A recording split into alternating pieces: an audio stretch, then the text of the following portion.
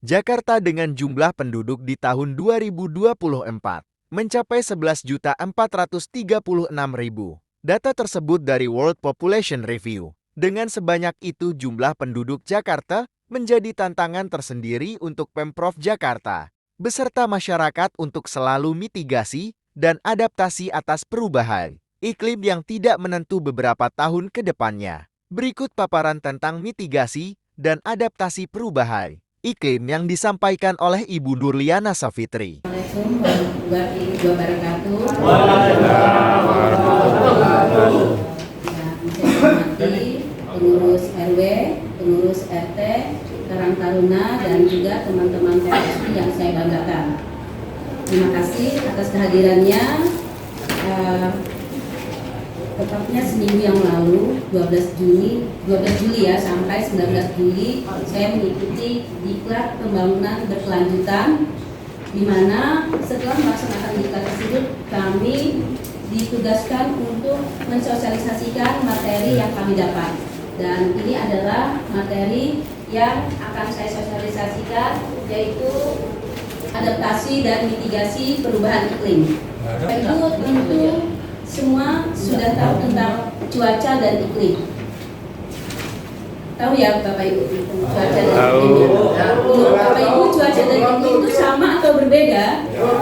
Beda ya, memang. Cuaca dan iklim itu adalah dua kondisi yang memang berbeda. Beberapa orang mungkin menganggapnya sama, tetapi sebenarnya berbeda, tetapi memang saling berkaitan. Kesamaannya adalah istilah tersebut mengacu pada perubahan atmosfer dalam jangka waktu tertentu.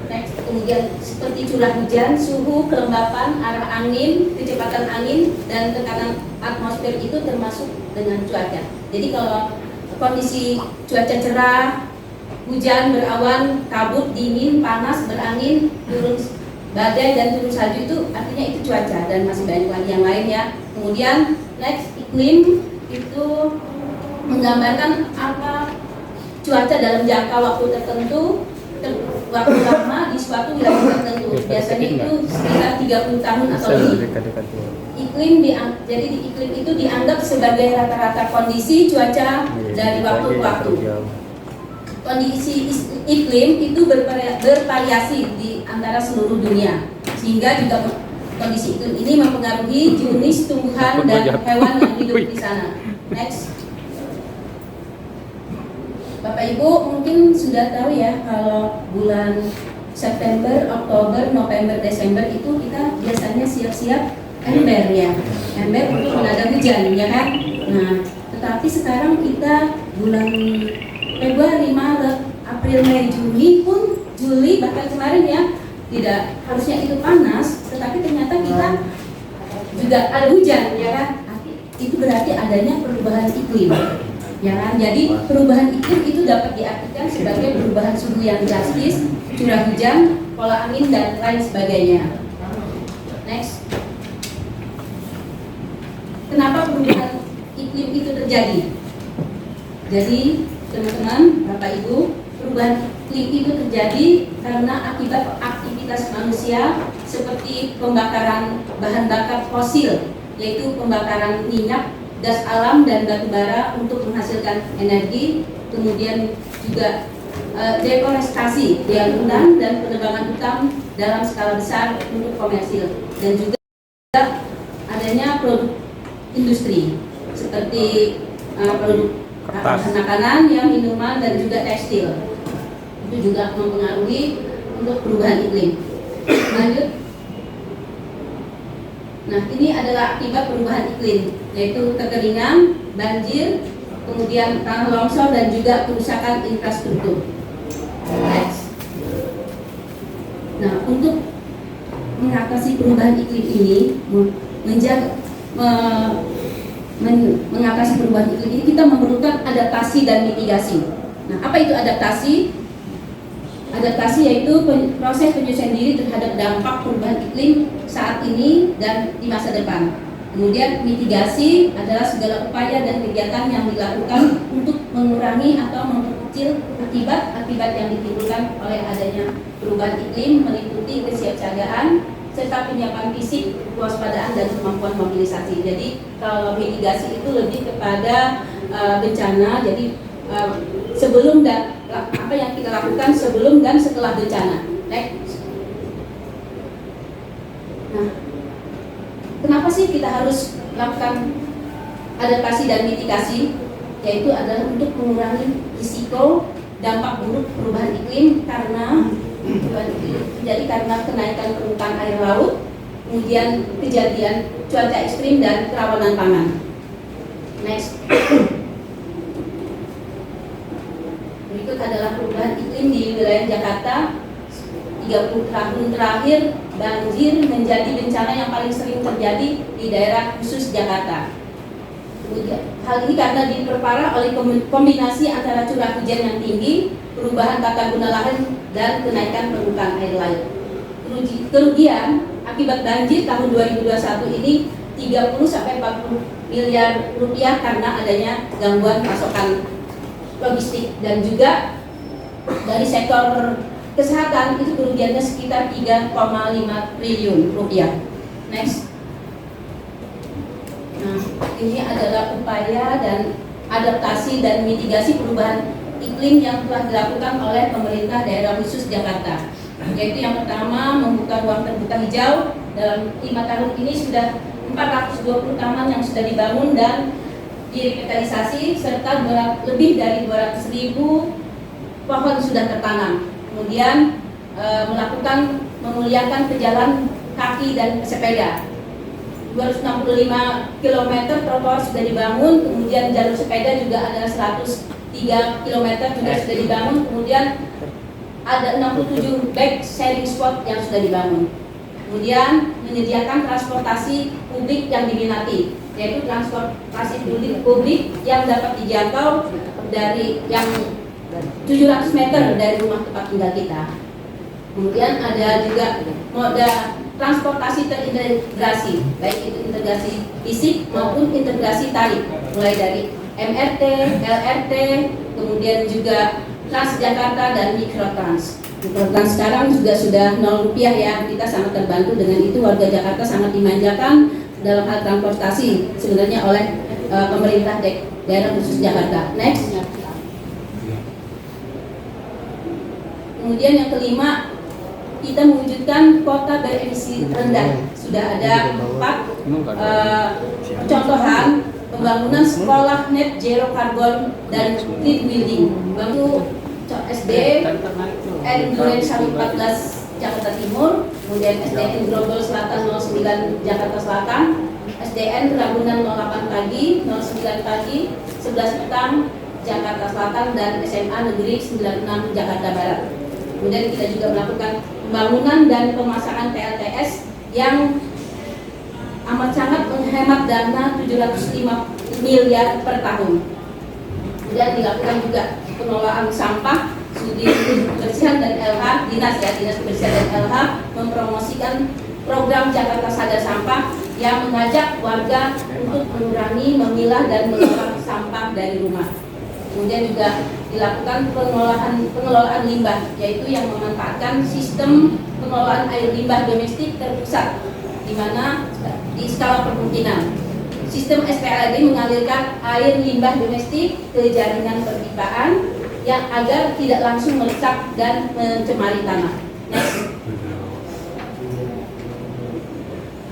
Ini adalah permasalahan terkait perubahan iklim di wilayah Kelurahan Karanganyar dalam 5 tahun terakhir, yaitu banjir yang disebabkan biasanya hujan deras, saluran drainase yang tidak lancar dan mampet ya. Kemudian cuaca ekstrim panas, berasa nggak sih sekarang kita ekstrim panas ya, panas semua ya kan, tadi jadi nggak share. Kemudian karena panas itu sehingga bisa ada peningkatan penyakit DBD, diare dan ispa. Kemarin kita mulai bulan, kalau tidak salah mulai Maret, April, Mei, Juni sampai sekarang April, Maret, Mei itu kita KLB ya, DKI Jakarta itu KLB, sehingga kita melakukan PSN 2 kali seminggu yang biasanya sekali seminggu, Jumat aja kita melakukan PSN 2 kali seminggu. Itu dilakukan oleh Bu Erne dan Ibu PKK kader-kader kita. Next. Dan ini adalah upaya adaptasi dan mitigasi perubahan iklim di wilayah Kelurahan Karanganyar. Ini normalisasi saluran oleh Pak siapa nih? Pak Yusuf dong, Pak Yusuf. Kemudian ini juga pemeriksaan dan pemantauan jentik jamu oleh kader-kader kader Jumantik ya, kader Jumantik kemudian didampingi kader PKK kita dan juga Pak Lurah juga langsung turun ini. Next. Kemudian ini penghijauan lingkungan. Penataan kawasan dan penghijauan lingkungan sudah kita lakukan di 2023 ya, sudah mulai 2023. Kemudian juga di 2024 ini kita sudah melakukan penataan kawasan dan penghijauan lingkungan di RT Jalan C ya, Jalan C RT 13 RW 3. Kemudian di Jalan Gang A ya, Gang 5 Darmawan ya, RT 4 RW 4. Nah, yang akan datang nanti sekitar bulan bulan Agustus, pertengahan Agustus sampai September triwulan 3 kita akan melaksanakan di Jalan A Gang 11 RT 13 RW 7. Kemudian di triwulan 4-nya nanti kita akan melaksanakan penataan kawasan dan penghijauan lingkungan ini di Jalan Dwi Warna RT 12 RW 10. Nah, ini juga kita juga sudah melakukan budidaya sayuran hidroponik di penanam pokcai, kangkung dan juga bayam ya, dilakukan oleh ibu-ibu PKK kita didampingi oleh Ibu Anet dari Sudin KPKP, juga ada di RW 4, kemudian juga ada di RW 8. Next. Kemudian kita juga melakukan penyuluhan pencegahan penyakit sensitif perubahan cuaca bekerjasama dengan Puskesmas, yaitu penyakit DBD, diari dan ISPA. Next. Kemudian ini juga melakukan pemilahan sampah sudah dari RW 1 sampai RW 13 ya, ada BPS RW-nya, ada ini melakukan pemilahan sampah. Kemudian juga ada sarprasnya dari Sudin LH kita sudah dikasih ya, lengkap. Dan selanjutnya ini adalah kerja bakti gerebek lumpur.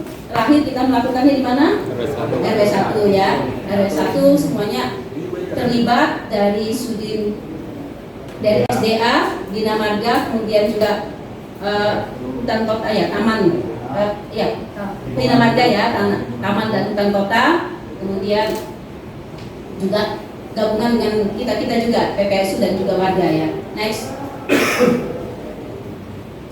Kemudian ini juga adalah pembangunan sumur resapan di kantor kita juga ada ya, ada 3 ya, 4 ya, ada 4. Kemudian pembuatan lubang biopori di RW 8 katanya sudah ada sampai 100 ya. Di RW 8 itu 100 pembuatan lubang biopori. Next.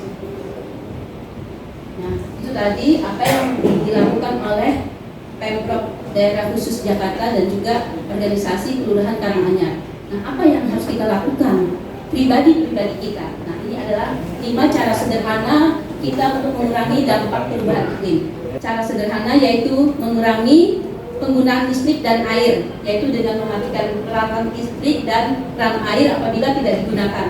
Kita bisa memakai bola lampu biasa dengan bola lampu listrik biasa, jadi dengan bola lampu yang hemat energi. Ada kan ya itu. Kemudian juga kayak AC yang biasa kita agak tinggi, tapi kita bisa pakai AC yang inverter, begitu juga kulkas inverter, kemudian dispenser yang inverter ya, jadi itu lebih hemat energi.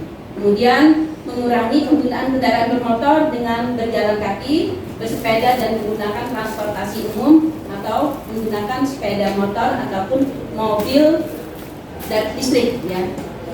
Kemudian yang ketiga, bisa melakukan mengurangi penggunaan bahan-bahan yang tidak ramah lingkungan seperti plastik dan bahan kimia yang berbahaya. Jadi kalau kita berbelanja selama ini di minimarket, Alfamart ya, Indomaret dan supermarket itu kita sudah memakai kantong sampah ya, kantong khusus, tidak lagi memakai plastik. Nah, itu mudah-mudahan bisa kita terapkan juga ketika kita berbelanja di pasar tradisional. Kalau di pasar tradisional kan kayaknya belum ya, makanya ibu-ibunya, istri-istrinya dihimbau tuh bawa kantong belanjanya ya, jangan lagi menggunakan kantong plastik. Kemudian juga gelas minum. Bapak Ibu kalau minum kopi kan suka gelas plastik tuh, jadi gelasnya sekarang diganti gelas dari kertas. Memang lebih mahal, tetapi ya dampak lingkungannya kan juga itu menjadi ramah lingkungan, tidak membuat kita panas lah itu kan, karena kalau tidak ramah lingkungan itu energi panasnya luar biasa nantinya. Kemudian yang keempat adalah mengurangi konsumsi daging, terutama daging merah dan produk olahannya, karena produk daging ini menghasilkan emisi gas rumah kaca yang amat sangat tinggi. Jadi kita bisa menggantinya dengan protein, biji-bijian ataupun kacang-kacangan. Kemudian yang terakhir tentunya ini sudah dilakukan oleh Pak Heru dan teman-teman, Pak Abrori ya dan teman-teman, yaitu menanam pohon dan memelihara taman di lingkungan sekitar kita. Jadi harapan saya tidak hanya Pak Abrori, Pak ini aja, tidak hanya menanamnya di wilayah kelurahan aja, tetapi juga di rumah-rumahnya. Juga teman-teman yang lain menanam dan memelihara taman itu yang ada di sekitar lingkungannya ya. Karena itu bisa membantu menyerap karbon dioksida dan memperbaiki kualitas udara. Itu aja mungkin dari saya teman-teman. Mohon maaf atas segala kekurangan.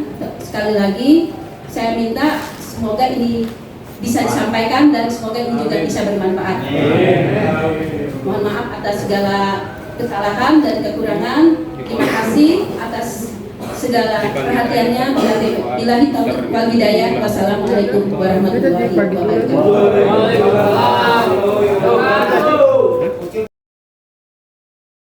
Nama saya Muhammad Hamdani, perwakilan LMK dari Kelurahan Karanganyar, tempatnya RW 04. Tip untuk menghindari cuaca ekstrim yang mungkin sekarang masih menjadi fenomena ya, karena di bulan ini atau di pertengahan tahun 2024 ini lagi musim panas atau cuaca ekstrim. Untuk itu saya sebagai LMK menganjurkan kepada warga, khususnya warga Kelurahan Karanganyar, untuk menghindari matahari secara langsung. Bisa itu dilakukan dengan memakai payung atau memakai baju longgar, tidak berkeluaran di tengah hari antara jam 11 sampai jam 13. Terus harus main yang banyak, tidak minum yang berkafein atau alkohol, serta yang banyak mengandung pemanis. Terus hindari perjalanan yang tidak perlu. Tidur selanjutnya, saran saya tidur yang cukup, istirahat yang cukup,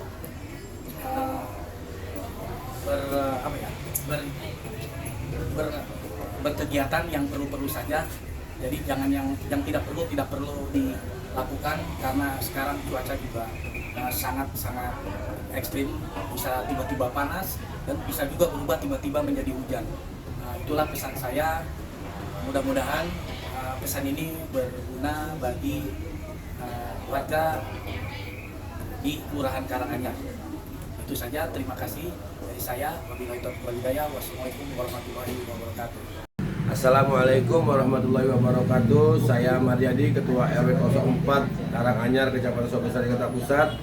Ya, dampak iklim yang dirasakan di sini warga, terutama ya di wilayah saya, yaitu adanya warga yang sakit, dampak di perubahan itu. Dan juga boleh dibilang ya, karena memang ini yang sakit itu bukan cuma anak kecil, yang dewasa bahkan tua pun juga kena dampaknya. Yang lebih dominan itu memang di anak-anak ya. Dan alhamdulillah kita sering ada komunikasi dengan pihak puskesmas dan dasar wisma saya dan PKK itu bekerja dengan baik. Posyandu, segala macam posyandu. Dan alhamdulillah ada pin polio yang mudah-mudahan dengan sebab-sebabnya kita bekerja sama dengan para petugas yang ada di lapangan, alhamdulillah sudah agak menurun nih yang sakitnya. Mungkin itu aja, terima kasih. Assalamualaikum warahmatullahi wabarakatuh.